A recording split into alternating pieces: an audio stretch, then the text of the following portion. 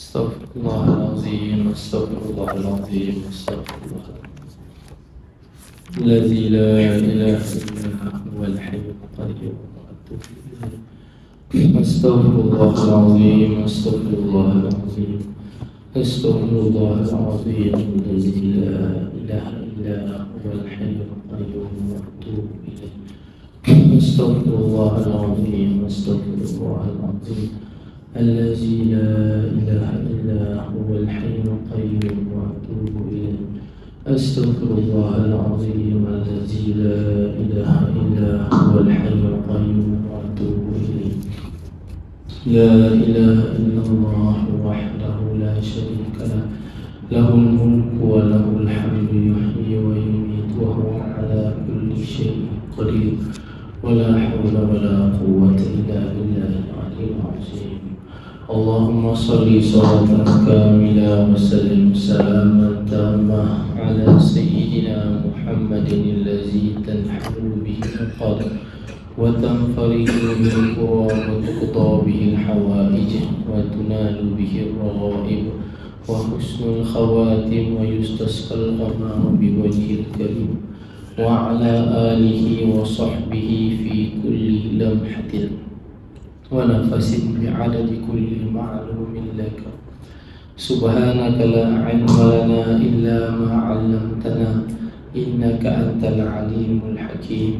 قال رب اشرح لي صدري ويسر لي أمري واحلل عقدة من لساني يفقهوا قولي. السلام عليكم ورحمة الله تعالى وبركاته. Alhamdulillah, tuan-tuan dan puan, senang jemaah Allah Subhanahu wa taala kasih sekalian. Bagi menambah keberkatan dalam majlis ilmu kita, kita mulakan dengan umur kita Al-Fatihah.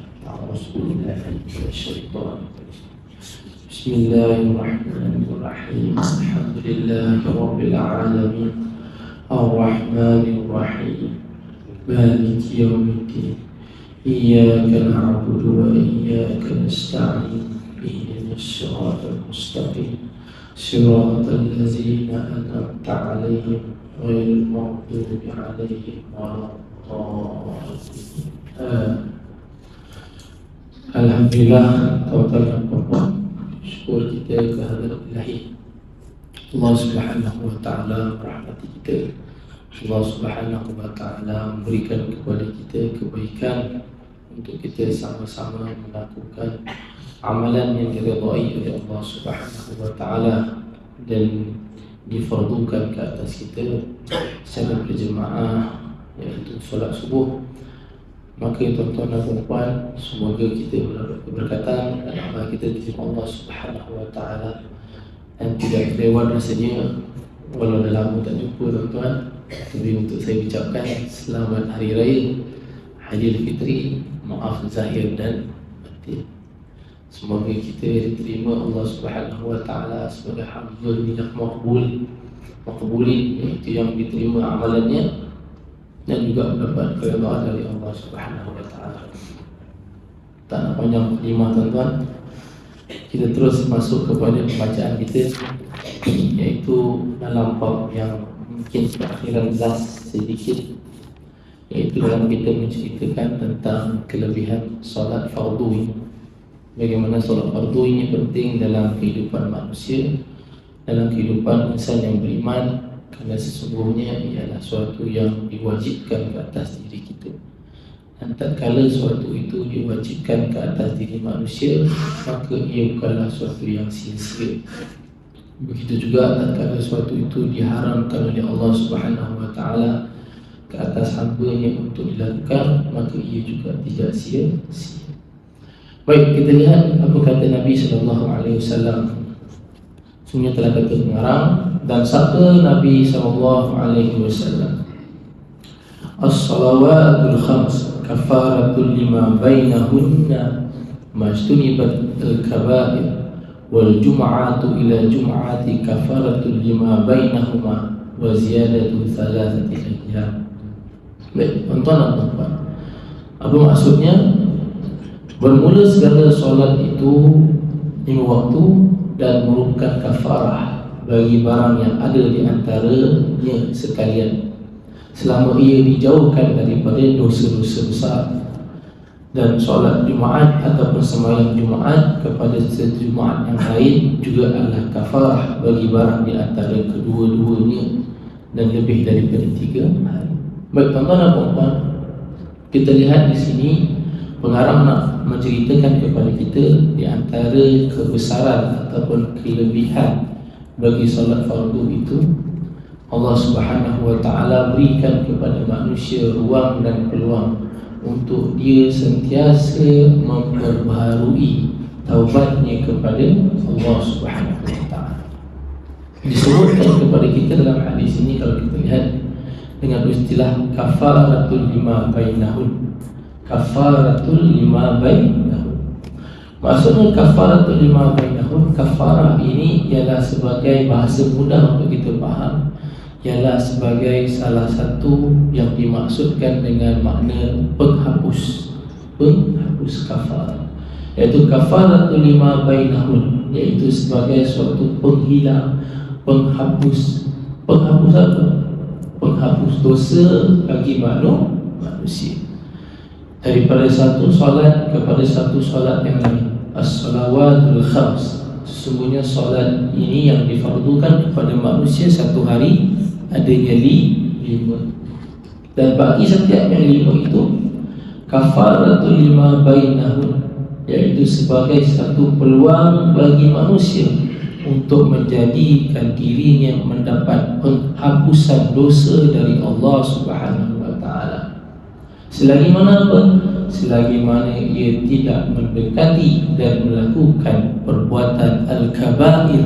Apa itu kabair? Iaitu dosa-dosa besar.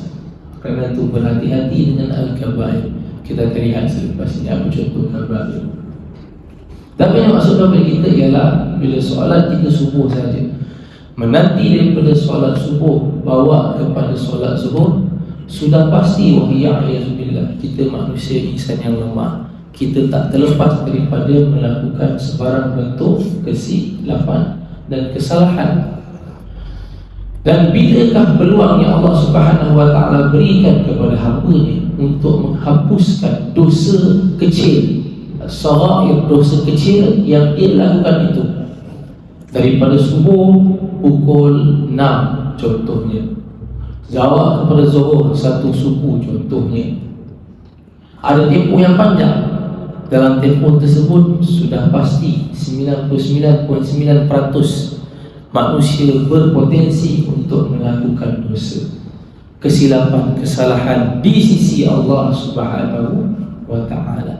Mengeluh sedikit pun dikira sebagai sesuatu yang boleh membawa kepada perkara dosa-dosa kecil. Duduk keluar tiba-tiba dah plan hari ini nak buat sesuatu, hujan pun turun. Bila hujan pun turun diucapkan alamak hujan rosak plan aku. Itu boleh bawa kepada dosa-dosa kecil. Duduk saja tiba-tiba hari ini tengok sesuatu tu, Allahu Akbar, Tuhan bagi aku, Tuhan bagi dia. Kenapa dia Tuhan tak bagi aku? Kalau Tuhan bagi aku kan lagi baik. Disebut begitu. Maka itu pun dikira bawa kepada dosa-dosa kecil. Kenapa dosa-dosa kecil? Kerana itu di antara dosa manusia dengan Allah Subhanahu wa taala, yang boleh untuk diminta pengampunan, dihapuskan dengan mengucapkan kalimat istighfar, iaitu astaghfirullahalazim. Dan kalau manusia itu melakukan dosa di antara dia dengan Allah Subhanahu wa taala, maka ada peluang untuk tempoh itu ketika dia solat subuh bawa kepada solat zuhur. Ketika solat zuhur itu duduk, selesai solat, itu adalah waktu yang untuk dia merenung kembali akan dosa-dosa yang dia telah lakukan pada subuh sampai sekarang. Kenapa? Kerana itu adalah waktu yang sangat kritikal, waktu yang sangat penting untuk manusia muhasabah. Waktu zuhur tadi ada satu orang, dia tak salah dengan aku pun, tapi aku pergi marah dia lebih-lebih.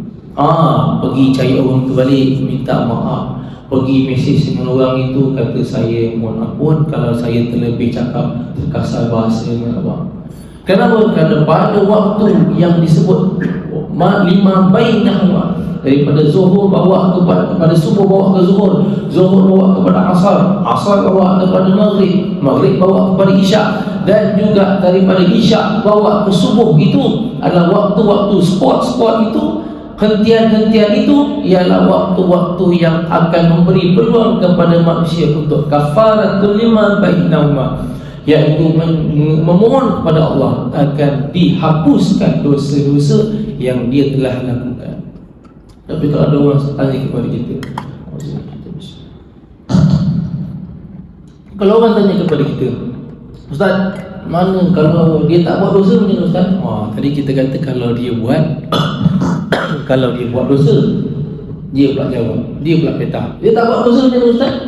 Tak ada gunalah kafaratul lima bainah, penghapus dosa bagi diri dia. Dia tak buat dosa Ustaz. Ada dia tak buat dosa, betul lah. Kita terimalah kalau betul dia tak buat dosa. Tak apa, dia tak buat dosa. Mungkin dia tak buat dosa, dia keturunan Ashabul Kahfi, tidur pagi sampai ke lepas subuh dia pun tidur sampai ke zuhur dia tidur. Memang tak sempat buat dosa, betul lah tu. Tidur pula bismikallahumma ahya wa amut. Orang tidur bismikallah malam, dia siang pun dia tidur, lepas subuh dia tidur pun bismikallahumma ahya wa amut. Betul-betul dia jadi Ashabul Kahfi dia, geng. Sampai ke zuhur dia buat ini, dia kata bang bangun zuhur. Dah zuhur kan, alhamdulillah terlepas aku. Ustaz Ridwan salah. Tak ada orang yang buat. Aku terlepas daripada subuh sampai zuhur ni daripada dosa. Betul, tak apalah, kita terimalah tuan-tuan, dia terlepas daripada buat dosa. Dia geng Ashabul Kahfi. Ashabul Kahfi yang main. Tentang cerita pasal tidur. Saya berapa minggu lepas lah kan, saya ada dengar satu kuliah tidur, orang kata menarik untuk dikongsi dengan orang. Tidur ini antara nikmat, dan di antara nikmat yang Allah berikan kepada tidur ini ialah memberi kelepasan kepada manusia untuk daripada dirinya terjerumus kepada kancah dosa. Dan di antaranya berilah bukti ialah Ashabul Kahfi. Ashabul Kahfi, kerana apabila duduk tidur ini, maka Allah Subhanahu Wa Taala maafkan hamba-Nya tak kala dia sedang tidur. Contoh, bila Ashabul Kahfi minta kepada Allah untuk diselamatkan daripada kehidupan yang penuh dengan kemungkaran, kehidupan yang akan merosakkan dirinya daripada menyembah Tuhan, maka Allah kata tak nak mati. Dia kata selain daripada mati, tak nak mati. Okey, tak apa, tak nak mati, tak apa, mati sekejap. Mati sekejap, rupanya tempoh sekejap itu beratus-ratus tahun, ribu tahun. Jadi balik kepada tadi, kalau manusia itu betul daripada subuhnya sampai ke zuhur dia tak buat apa-apa, memang dia duduk diam tidur sedar-sedar saja, isteri kejut dan zuhur, tak buat dosa. Tapi kata para ulama, kalau dia terlepas daripada melakukan dosa, sesungguhnya waktu itu ialah sebagai jalan untuk menjauhkan diri dia selepas itu daripada melakukan dosa. Kalau tak buat dosa, maka Allah berikan kepada dia jalan untuk menjauhkan diri daripada melakukan dosa. Tak buat dosa, tapi menjauhkan diri daripada perbuatan melakukan dosa, itu pun nikmat daripada Allah Subhanahu Wa Taala. Allah tutup jalan-jalan kemungkaran bagi dia. Allah hijabkan bagi dia perkara-perkara yang membawa kepada dosa. Allah jauhkan rakan-rakan yang akan menarik diri daripada melakukan dosa. Allah jauhkan. Kadang-kadang hari ini kita tak nak buat dosa, tiba-tiba datang orang yang rapat yang kita ajak kita buat dosa, maka kita pun sama-sama melakukan dosa. Kita tak pernah terdetik dalam hati kita pun untuk melakukan dosa, tapi akhir sekali saham dosa satu hari penuh. Bukan kerana kita niat pagi-pagi nak buat begitu, tetapi datang kawan ni ajak kita terpengaruh, datang kawan ni ajak kita terpengaruh. Bila kita akan lihat selepas ini, apakah di antara kurniaan yang Allah berikan kepada mereka yang istiqamah atau mereka yang benar-benar itqan dalam solatnya. Jadi itu balik kepada tadi, iaitu solat bagi setiap lima itu ialah sebagai satu penghapus dosa bagi manusia yang melakukan kebaikan, melakukan dosa. Dan juga jangan lupa Jumaat, daripada satu Jumaat kepada Jumaat yang lain, iaitu Jumaat yang hari ini, contohnya hari Jumaat, bawa kepada Jumaat yang di hadapan. Itu juga dikira sebagai kafaratul lima bainahuma. Yang tadi lima bainahunna, iaitu lebih, kerana ada lima. Yang ini dua sahaja, lima bainahuma. Daripada satu Jumaat bawa kepada satu Jumaat yang baru, itu dikira sebagai hari mingguan raya bagi orang Islam. Maka Allah Subhanahu Wa Taala beri pengampunan kepada mereka, dan ada padanya waktu ataupun detik yang bila mohonnya manusia keampunan daripada Allah, Allah ampunkan. Kerana itu daripada satu Jumaat kepada Jumaat yang baru. Tuan-tuan dan puan-puan sedang jemaah yang Allah kasih. Kerana itu bila sebut pasal solat Jumaat, kita kadang-kadang selalu terlepas pandang akan betapa hebatnya solat Jumaat. Kita selalu terlepas pandang akan kebesaran solat Jumaat. Besarnya solat Jumaat ini, ia menggantikan kefarduan solat Zuhur. Itu yang kadang-kadang kita terlupa. Kalau solat Zuhur kita anggap besar, patutnya kita kena anggap solat Jumaat itu pun sebagai suatu benda yang besar. Tapi kadang-kadang kita hari ini ambil lewa saja solat Jumaat. Pakaian kita nampak ambil lewa. Kadang-kadang hari ini last sekali kalau boleh solat Jumaat depan ni, tak apa, dekat sana sempat lagi. Dia sanggup tunggu lagi tuan-tuan. Awal lagi ni, sempat lagi ni, ditinggalkan. Sedangkan kebesaran solat Jumaat itu ada. Nabi pun dah janji, daripada unta bawa kepada kambing, kambing bawa kepada ayam, ayam bawa kepada telur. Itu pun tak faham-faham lagi tuan-tuan. Besarnya solat Jumaat, tapi ditangguh-tangguhkan. Dan disebut juga apabila ditutupkan saja pada apabila selesai saja imam naik, mulakan ditutupkan, maka dah tak ada lagi dah pahala yang besar. Sekadar melepaskan kefarduan saja, itu pun tak faham-faham lagi. Sedangkan Jumaat dan satu Jumaat yang lain, kafaratul lima bainahuma, besarnya ialah sebagai satu penghapus bagi dosa yang manusia lakukan. Kerana itu bila kita nak pergi solat Jumaat, persiapkan diri kita. Dan pentadbir juga kepada pihak pengurusan, yang majikan juga, kalau dah dia tu agama Islam, yang dibawa itu juga agama Islam, beri ruang kepada mereka untuk bersedia mendapatkan kebaikan dan kerahmatan Allah pada hari Jumaat. Permudahkan, jangan disulitkan. Ini dah tahu hari Jumaat, tetap juga nak mesyuarat sampai pukul 1. Dah tahu juga hari Jumaat, tetap juga hari ini nak diadakan majlis keramaian besar-besar pada hari Jumaat. Tak boleh begitu. Kita menyulitkan orang untuk melakukan ibadah yang besar padanya, amalan yang besar pada hari Jumaat, hari yang barakah, penghulu Sayyidul Ayyam. Kita sulitkan orang Islam untuk melakukan amal ibadah pada hari tersebut. Di mana nilai kita sebagai seorang ketua beragama Islam, bos majikan beragama Islam? Permudahkan dan beringatan kepada mereka, saya lepaskan kamu hari ini semua, termasuk diri saya pada hari Jumaat. Kita balik awal, tapi jangan lupa besarnya hari Jumaat. Sekarang pukul 12 boleh siap balik untuk siapkan diri pada solat Jumaat. Dan jangan solat diri untuk siapkan diri solat Jumaat saja, pastikan amal ibadah dipenuhi membawa kepada hari Jumaat, solat Jumaat tersebut. Barulah hari ini kita menjadi seorang ketua, pemimpin yang Allah Subhanahu Wa Taala redai, tuan-tuan. Kerana itu kalau kita nak balik kepada tadi, kerana hari Jumaat, hari kebesaran orang Islam, kalau hari ini secara organisasinya digalakkan untuk bercuti. Tapi kalau dah begitu kalendernya, dah begitu dia punya atau cara kerjanya, kita tak boleh nak buat apa.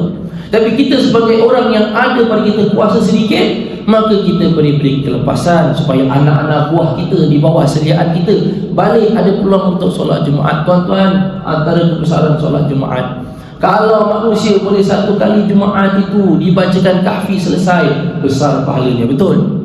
Salawat paling banyak, Nabi kata kalau di hari-hari lain banyaklah mengingati Allah Subhanahu Wa Taala, itu yang terbaik. Tapi pada hari Jumaat, Nabi mohon dan Nabi sebut, perbanyakkan selawat ke atas diriku pada hari Jumaat khas. Besarnya pada hari Jumaat itu, tuan-tuan dan puan. Kerana itu daripada Jumaat satu bawa kepada Jumaat yang kemudian, maka dikira sebagai kafaratul lima bainahuma, sebagai satu penghapus dosa di antara kedua-duanya. Tadi dia kata Zuhur satu waktu bawa satu waktu, Zuhur bawa pada Asar, Asar bawa kepada Maghrib. Dia kata dia sombong, dia terlepas daripada melakukan dosa. Tapi kalau Jumaat bawa kepada satu Jumaat 7 hari, tak mustahil dia pasti akan melakukan dosa, kesilapan di sisi Allah. Maka peluang yang diberikan itu ialah peluang untuk dia memohon keampunan daripada Allah Subhanahu Wa Taala. Akan disebutkan kepada kita. Dan hari ini nak dibawakan kepada kita bahawa sesungguhnya pengarang bawa daripada Ja'far menyebut bahawa Nabi SAW mafhum dalam kata-kata baginda mengingatkan bahawa di antara kebesaran solat ini kepada seorang mukmin, Ialah yang pertama antaranya ialah sembahyang itu atau solat itu ialah asas kepada keredaan Allah Subhanahu wa taala. Kita ambil sikit, asas kepada keredaan Allah dan asas kepada kasihnya malaikat kepada hamba Allah dan jalan para anbiya, dan akhir sekali merupakan punca asal bagi keimanan. Kenapa keredaan Allah Subhanahu wa taala dan keimanan itu diletakkan dalam ini? Kerana yang pertama ialah redha Allah Subhanahu wa taala itu ialah kepada hamba-Nya yang beriman. Dan hamba-Nya yang beriman ialah hamba-Nya yang mengakui bahawa Allah itu ialah Tuhan-Nya. Dan di antara kaedah yang memastikan hamba itu mengakui bahawa Allah itu ialah Tuhan-Nya dengan beribadah kepada Tuhan. Dan ibadah yang paling utama ialah menyembah Allah, iaitu dalam keadaan solat. Dalam hadis, dalam firman Allah Subhanahu wa taala, kalau tanya kepada kita, Allah Subhanahu wa taala menyebut auzubillahi minasyaitonir rajim, innani anallahu la ilaha illa ana fa'budni wa aqimis salata li dzikri. Allah Subhanahu wa taala menyebut, sesungguhnya aku ini ya Allah, Tuhan kamu, yang tiada Tuhan selain daripada-Ku. Dan bagaimana kamu nak buktikan bahawa kamu yakin innani anallahu la ilaha illa ana fa'budni? Bagaimana kamu nak meyakini bahawa aku ini Tuhan yang tak ada Tuhan selain daripada aku? Fa'budni, maka kamu wajib untuk beribadah kepada aku. Dan bagaimana kamu wajib beribadah kepada aku? Aqimis salata li dzikri, maka kamu hendaklah apa? Solat untuk mengingati Kerana bila manusia tidak solat, bila kita bincang pasal solat fardu, ini namanya belajar kitab, tak boleh berubah, masih kekal. Bila disebutkan kepada kita ialah dalam bab solat fardu, maka terlepas manusia daripada mengingati Tuhan kalau dia melepaskan diri itulah dalam bab solat fardu. Kerana itu asas bagi keimanan. Dan malaikat juga disebut bahawa sebenarnya kasih kepada hamba-Nya, hamba Allah SWT yang solat. Baik, tuan-tuan dan puan-puan, di antara yang disebut oleh pengarang kepada kita, solat ini juga ialah sebagai suatu punca kepada keberkatan manusia dalam rezeki. Kerana itu tuan-tuan dan puan, kalau kita lihat orang yang solat, rezekinya tak mewah, rezekinya tak banyak mungkin, rezekinya dalam keadaan yang tak terlalu hebat, akan tapi ada suatu kurniaan yang dia dapat, iaitu rezekinya berkat. Rezekinya berkat. Keberkatan dalam bab rezeki benda yang penting. Duit adalah di antara kurniaan Allah yang diberikan dalam bentuk rezeki kepada manusia, kurniaan. Dan kalau manusia itu nak dapat duit yang berkat, dia kena menjadi seorang yang solat. Dan kalau dia tak solat, maka asal bagi rezeki itu tidak ada keberkatan itu. Kerana tu kita selalu terfikir, macam mana hari ini kita solat, kita kerja kuat, tapi banyak dapat duit gaji setiap bulan, tapi tak mampu tanggung. Kalau ada ditanyakan, ada yang orang, kalau kita tengok, bertanya kepada dirinya, aku anak mungkin 2, mungkin 3, gaji aku lagi besar, tapi orang itu gaji dia sedikit, tapi anak dia ramai pada anak aku. Tapi kenapa hari ini dia boleh tahu anak-anak dia ramai, dia boleh bagi kesenangan, anak-anak dia gembira, anak-anak aku dalam keadaan yang tak gembira, dalam keadaan yang stres hidup, aku juga dalam keadaan yang sentiasa tak cukup dengan hidup aku? Jawapannya mudah, kerana mungkin perlu diperhalusi pada keberkatan rezeki yang ada kepada kita. Kerana itu di antara cara untuk dapat keberkatan rezeki ialah dengan menjaga solat. Kenapa? Kerana yang memberi rezeki itu kita sembah, kita ibadah kepadanya, maka di situ akan menjamin keberkatan dalam rezeki. Kita dapat rezeki daripada Allah, tapi Allah tidak disembah. Bagaimana nak dapat keberkatan dalam rezeki? Kita manusia, bagi kita bagi orang hari ini duit raya pun kita nak. Budak kecil umur 3 tahun datang kepada kita 4 tahun, salam hari raya, salam hari raya, kita bagi dia ampau, kita bagi dia duit raya. Kita pun cakap budak kecil, salah cakap apa dengan pakcik, wah minta. Cakap apa pakcik? Terima kasih. Bila budak kecil, tak dengar. Wah, betul-betul beria kau minta untuk orang budak kecil tu 4 tahun cakap terima kasih dengan kita. Walaupun kelakar, walaupun bercanda, gurau, tapi menunjukkan bahawa kita pun minta untuk budak itu berterima kasih dengan kita, ucap terima kasih. Adakah Allah Subhanahu wa taala, tuan-tuan dan puan, Allah tidak memerlukan ucapan terima kasih daripada kita. Allah tidak memerlukan kesyukuran daripada kita. Tak sedikit pun hilang keagungan Allah, terkikis, terhakis keagungan Allah kalau manusia tidak bersyukur. Semua hamba Allah tidak bersyukur pun tidak mengakis atau tidak mengikis, tidak menghilangkan keagungan Allah kalau semua tidak bersyukur. Tapi yang akan terhakis, terkikis ialah kebaikan dan keberkatan dalam kurniaan kepada hamba ini. Kata tuan-tuan puan, yang rugi ialah kita. Kalau Allah sebut la in syakartum la azidannakum wa la in kafartum min azabillahi syadid. Kau syukur aku beri, kau tak syukur aku tak ada masalah, malah aku akan beri kau masalah pula. Karena itu tuan-tuan puan, asas keberkatan rezeki ialah tatkala manusia itu melakukan solat, melakukan ibadah solat. Dan juga hari ini disebutkan kepada kita asas bagi solat juga ialah merupakan kebencian syaitan dan menjadi senjata yang paling ampuh kepada seteru. Disebutkan dalam satu kisah bagaimana seorang itu, tuan-tuan dan puan,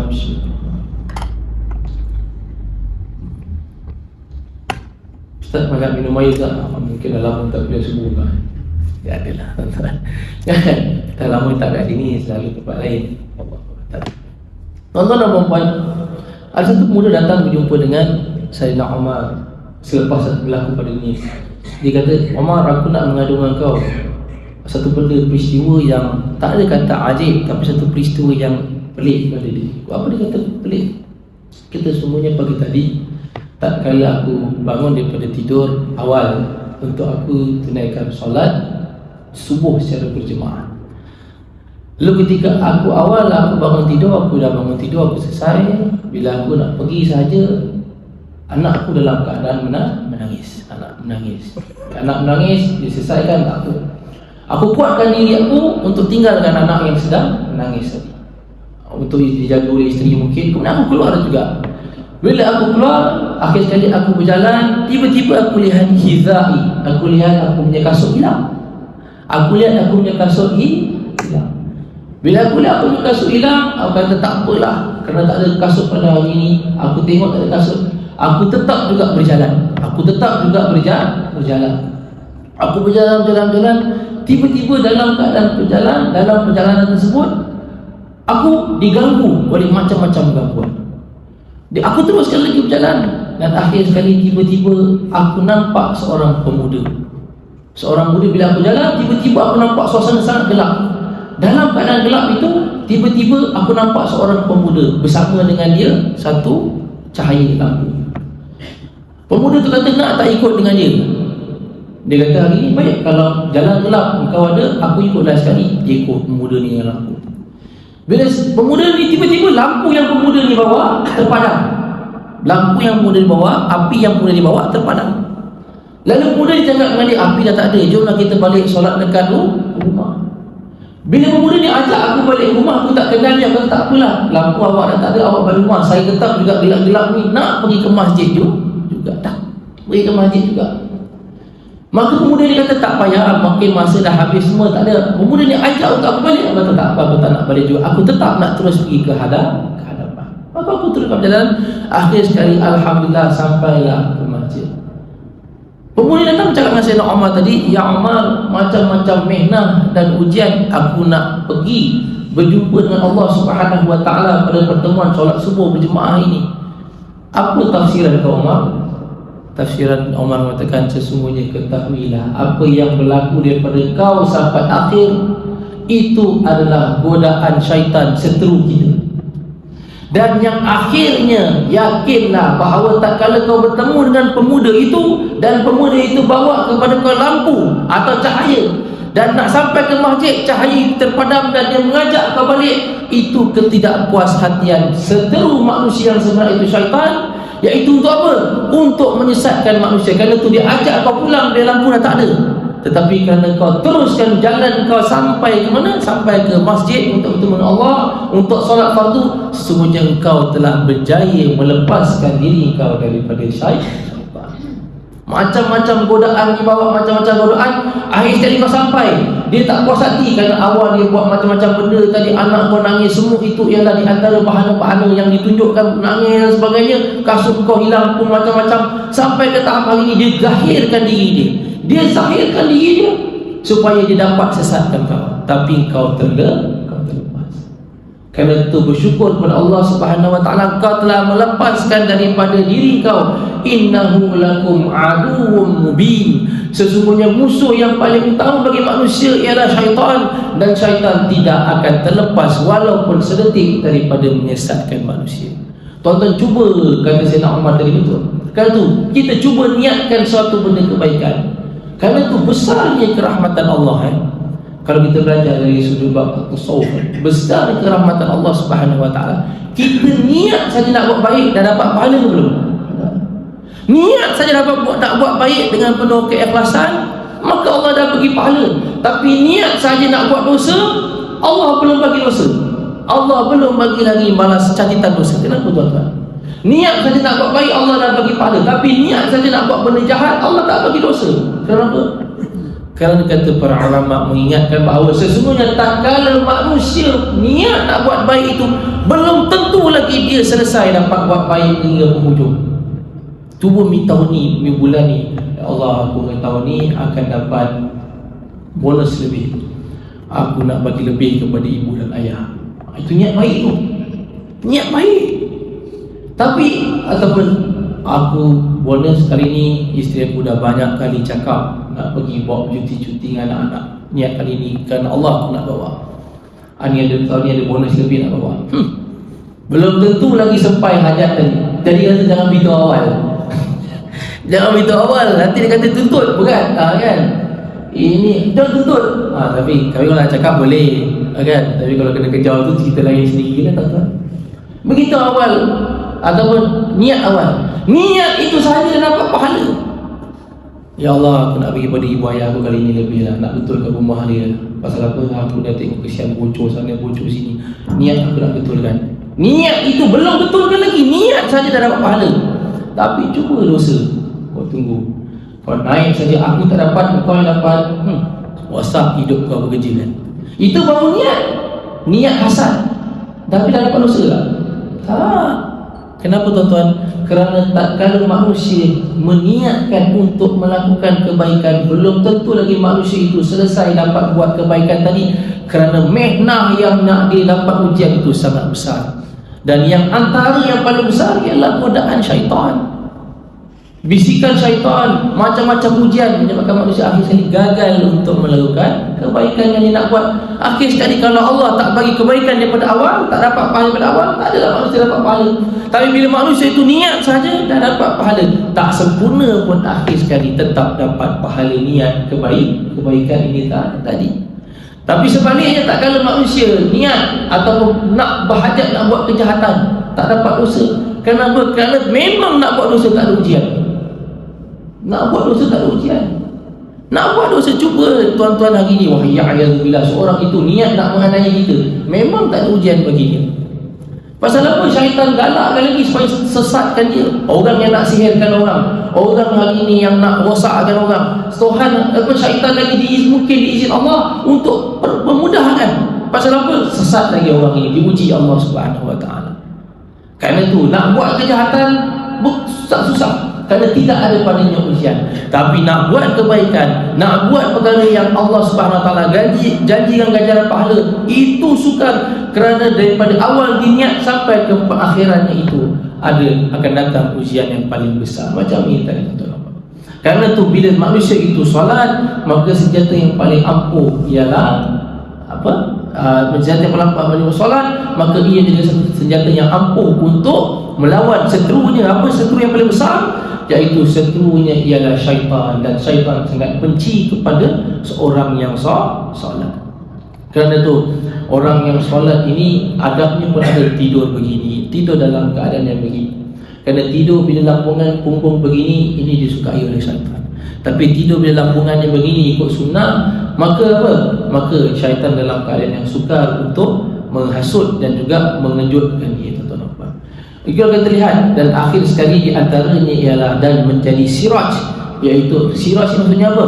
Siraj ini maksudnya ialah lampu atau pelita di dalam kubur. Untuk apa pelita dalam kubur? Bagi memudahkan manusia menerangi kubur manusia itu dan memudahkannya untuk menjawab kata pengarang soalan mungkar dan nakir.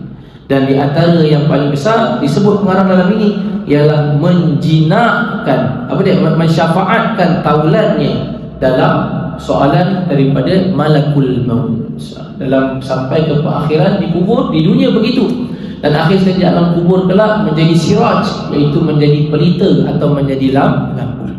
Tuan-tuan dan puan, ambillah berat terhadap ibadah kita di dunia ini, kerana setiap ibadah di dunia ini menjadi siraj ataupun lampu yang akan menemani kita di alam kubur kelak. Tapi kalau kita kata, ustaz, macam mana dalam kubur memang gelap, tapi kata hari ini tubuh manusia itu dah habis dunia ya, dah habis dari mamat. Bagaimana hari ini bila dah habis di mamak, kita perlukan lampu lagi? Kalau sekarang perlukan lampu untuk gunakan mata, tengok biar terang. Di alam kubur kelak macam mana? Yas'alunaka 'anir ruh, kulli ruhun min amri rabbi. Jangan dipersoalkan. Yang wajib untuk kita beriman ialah alam kubur kelak. Dan memang diyakini alam kubur itu ialah apa? Ialah tempatnya gelap, tak ada peneman. Yang menjadi penerang dan yang menjadi peneman ialah amal ibadah kita ketika kita hidup di dunia. Kerana itu antara yang paling besar, kalau manusia menjaga solatnya, maka pada ketika itu terang siraj kubur.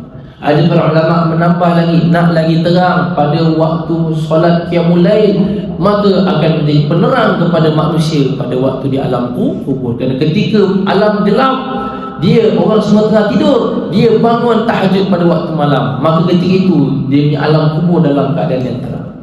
Nak menjadi peneman yang paling baik ialah siapa? Peneman yang paling baik ialah kitab suci Al-Quran. Surah-surah dalam itu ialah menjadi sebagai suatu peneman dalam kehidupan ketika di alam kubur. Tak ada siapa dah. Di dunia ini kita boleh banyak peneman, kawan-kawan beribu rakan. Sehari raya saja beratus orang ucap WhatsApp kita selamat hari raya. Itu ketika hidup di dunia. Ketika kita di alam kubur, berapa orang dalam kalangan kita ini yang mendapat doa daripada rakan-rakan khusus? Kalau wali jami'al muslimin wal muslimat, itu semua doa. Kita tanya kepada diri kita, satu hari berapa banyak kali kita mendoakan rakan kita yang dah meninggal, yang dah pergi awal daripada kita, allazina sabaquna bil iman, yang dah awal pergi daripada kita. Berapa kali kita berdoa ketika kita hidup? Ayah kita, ibu kita, datuk kita, nenek kita, ayah saudara kita menangis sedih sangat-sangat. Tapi akhir sekali ketika kita solat, berapa banyak kali kita sebut nama mereka? Tak sebut. Habis kuat pun dapat di-coverkan dan dapat ditutup, dan kita kata, ustaz, saya tak sebut. Tapi saya sentiasa sebut oleh jami'al muslimina wal muslimat wal mu'mina wal mu'minat. Betul, memanglah termasuk orang tu mukmin dan mukminat. Tetapi hari ini disebutkan khusus. Kita nak orang ingat kita khusus atau nak orang ingat kita secara umum? Mestilah kita nak orang ingat kita khusus. Dalam ucapan kita banyak-banyak pekerja, kita punya bos, pengarah kita sebut Ridwan bin Yasin. Time tu kalau boleh pecah dia punya kursi, berkembang dia punya kumbung. Pengarah sebut, tuan-tuan. Alhamdulillah, syukur. Kembang dia 7 tahun, 8 tahun, 10 tahun dia ungkit. Itu kali pengarah sebut nama. 7 tahun, 10 tahun punya kerja. Itu tu kali. Dia marah dengan dia punya pengarah, dia marah dengan dia punya bos berapa tahun, dia marah dengan dia punya CEO berapa tahun. Satu kali je, tak sampai 1 minit, 1 saat dia pengarah disebut. Semua salah-salah orang tu dia lupa. Hebat. Tapi yang disebut ini ialah dalam Quran, dalam kubur kelak, yang akan menjadi peneman secara khusus untuk setiap kita ialah Al-Quranul Karim, sahabat kita. Kerana itu ambil Al-Quran menjadi sahabat di dunia, kata Nabi, Al-Quran akan menjadi sahabat kamu di alam kubur. Ambil Al-Quran, sahabat kamu di dunia, ia akan jadi sahabat yang setia pada kamu di alam kubur. Dan ia akan menjadi satu pelindung pada kamu tatkala kamu nak disoal oleh malaikat. Dan dia akan menjadi hujah awal, menjadi hujah ketika disoal, dan menjadi pelindung tatkala kamu nak diazabkan oleh Allah Subhanahu wa taala. Dan di antara yang besar adalah hadis Nabi sallallahu alaihi wasallam menyebut, ialah apa? Ialah surah Al-Mulk. Di antaranya surah Al-Mulk. Surah Al-Mulk. Kenapa surah Al-Mulk? Kenapa surah Al-Mulk? Saya ingat dalam satu ulama menyebut kenapa surah Al-Mulk ini ialah surah yang menjadi hujah yang paling besar, kerana tak kala manusia yang membaca surah Al-Mulk ini, dia mengagumi dan meyakini akan kekuasaan Allah Subhanahu wa taala sebagai raja bagi segala makhluk ini. Bila manusia baca surah Al-Mulk, akhir sekali manusia itu merendahkan diri. Tabarakallazi biyadihil mulku wa huwa ala kulli syai'in qadir. Awal sahaja dibukakan itu, dah manusia itu patuh tunduk. Kalau manusia itu sombong siang, tengah hari makin bongkak, petang dia makin lagi dalam keadaan lupa diri. Bila sebelum tidur dia baca tabarakallazi biyadihil mulku wa huwa ala kulli syai'in qadir. Manusia itu baca dalam keadaan penuh keimanan. Daripada awal tadi tegak dia sombong berdiri, dia pun buat pengakuan Maha Suci Allah Subhanahu wa taala yang merajai dan menguasai segala kerajaannya. Allahu akbar. Rendah dia punya sombong dan ego. Malaikat nampak begitu, menjadi penyelamat bagi diri dia dengan surah Al-Mulk ini kan. Kan tuan-tuan dan puan bersahabat, begitu dengan solat. Kalau kita di hidup kita ini kita solat, maka menjadi siraj atau penerang kepada kita di alam kubur. Dan akhir sekali tuan-tuan dan puan-puan sedang jemaah Allah Subhanahu wa taala, menghadapan kita akan lihat bagaimana kelebihan pula perakhiran bagi solat fardu ini yang tadi semua daripada awal hidup akhir sekali bawa kepada alam barzakh. Alam barzakh ini ialah alam yang besar bagi manusia. Kita semua akan tempuhi alam barzakh, iaitu di antara kedua-duanya. Jadi di alam barzakh itu macam awal tadi menjadi siraj, menjadi penerang, dan juga hari ini menjadi taulan. Iaitu taulan maksudnya apa? Sahabat, peneman kepada manusia ini. Dan akhir sekali menjadi hujah atau menjadi yang akan menjawab, dan juga akhir sekali menjadi sebagai sesuatu yang akan menyelamatkan manusia ini. Kalaulah tuan-tuan dan perempuan doa kita kepada ibu dan ayah, ada orang tanya, doa kepada insan ini boleh tak menjadi penyelamat kepada insan lain? Boleh. Doa kepada manusia ini boleh menjadi penyelamat, kerana Rasulullah juga pernah menunjukkan kepada kita bahawa boleh diringankan azab bagi seorang yang di dalam kubur kelak tak kala diazabkan oleh Allah Subhanahu wa taala. Kerana itu kita menziarahi kubur, kita mendoakan kepada yang di dalam kubur, di alam barzakh itu kita mendoakan, maka bila kita mendoakan supaya azab bagi dia itu akan diringankan oleh Allah Subhanahu wa taala. Hidup kita di dunia tuan-tuan dan puan berapa lama? Kadang-kadang kita selalu fikir, ini nak tutup tuan. Kita selalu pentingkan kehidupan dunia. Diri saya ingatkan khususnya, kita selalu pentingkan saham hidup kita di dunia. Sedangkan kita jarang-jarang fikir untuk pentingkan saham hidup kita di alam barzakh dan juga di yaumul mahsyar, di hari kiamat kelak. Sedangkan tuan-tuan dan puan, sedar tak sedar, percaya atau tidak, di alam barzakh itu kita lagi tempuhi lagi lama daripada hidup kita di dunia. Di alam barzakh itu kita tempuhi lagi lama hidup dia di dunia daripada hidup kita di alam barzakh, lagi lama daripada hidup kita di dunia. Katalah hari seorang itu paling lama hidup sampai subsidi Nabi SAW 60 tahun lebih itu tamat. Ada orang hari ini yang dah tempuhi daripada awal merdeka sampai sekarang. Ada yang daripada arwah datuk saya 10 tahun dah hidup, arwah moyang saya 10 tahun, mungkin lagi lama daripada hidup di dunia. Kita sedar tak sedar saja. Kerana selagi belum berlaku hari kiamat, hari kebangkitan, dia tak akan dibangkitkan. Dan selagi belum dibangkitkan, selagi itu hisab, selagi itu soalan munkar nakir, selagi itu azab daripada Allah Subhanahu wa taala kubur, tak berhenti. Karena itu lagi lama hidup kita di kubur mungkin di alam barzakh itu daripada hidup kita di dunia. Tetapi yang kita pentingkan saham kita di dunia, yang kita pentingkan pelaburan kita di dunia, tak pernah kadang-kadang kita menitik beratkan pelaburan kita di akhirat, pelaburan kita di alam barzakh. Contohnya hari ini di antara pelaburan kita di alam barzakh ialah 3. Walaupun tak ikut aturan, iaitu doa anak yang soleh, ilmu yang manfaat, harta yang diinfakkan oleh Allah Subhanahu wa taala. 3 itu pernah tak kita fikir pasal pelaburan 3 itu? Pelaburan yang paling besar mungkin kita ada harta kita boleh infakkan. Pelaburan yang besar bukan hari ini kita boleh kata hari ini ada ilmu kita sampaikan. Tapi yang ketiga itu pelaburan yang antara yang besar ialah doa anak yang soleh. Kalau bukan seorang anak mendoakan Rabbighfirli dzunubi wali walidayya warhamhuma kama rabbayani shaghira. Anak itu akan menyebut anak yang soleh dalam solatnya, akan sentiasa menyebut doa Rabbighfirli dzunubi wali walidayya. Anak yang soleh tak akan lekang daripada mohon kepada Allah, ibu dan ayahnya diampunkan dosa. Ibu dan ayahnya diampunkan dosa. Ibu dan ayahnya diampunkan dosa. Anak yang soleh itu tak akan lekang. Karena itu kita sebagai seorang anak yang soleh, maka kita beruntung. Kita mendoakan supaya ibu dan ayah kita diampunkan Allah. Kita ada anak, lah saham paling besar ialah mendidik anak menjadi anak yang soleh. Tapi kalau anak tadi menjadi satu beban dosa, fitnah kepada kita, berat rugi. Untuk tuan-tuan hari itu saya pernah ada banyak buat kerja penyelidikan dengan Perkim. Ada Perkim Kuala Lumpur, ada mu'alaf itu menceritakan di antara kesedihannya ialah dia tanya kepada awalnya mukadimah, dia kata doa bagi seorang ustaz, nak tanya dengan ustaz, doa bagi seorang mukmin kita macam kita yang masuk Islam ni ustaz, kepada ibu ayah kita, kepada orang bukan Islam, kata orang bukan Islam ni diterima tak? Contoh kita doa kepada Tuhan kita doa kepada Tuhan Allah untuk Tuhan Allah ampunkan ataupun maafkan orang, dosa orang yang bukan Islam. Jawapannya memang tak boleh, tak ada.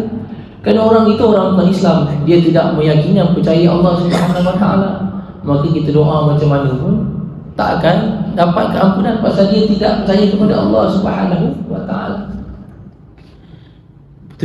Betul lah tuan. Jadi macam mana saya dengan bila saya duduk, orang lain untung boleh mendoakan ibu dan ayah dia. Ayah dia Islam, ibunya Islam, dan dia pun Islam, dia pun mendoakan. Macam saya selalu dengar hari ini orang yang tak Islam, orang yang tak mukmin, tak beriman, semua diazab, seksa kubur, masuk neraka. Macam mana saya hari ini memikirkan tentang ibu dan ayah saya tidak dapat masuk syurga bersama dengan saya dan mereka bakal menempah tempat ke neraka? Oh, tuan-tuan, apa kita jawab? Sedih, tuan-tuan, sedih. Kerana ibu dan ayah aja, kalau ikut kita punya pahaman, tidak beragama Islam, ke mana tempat mereka? Mati pun, meninggal dunia pun dalam keadaan tidak beriman kepada Allah, tidak Islam.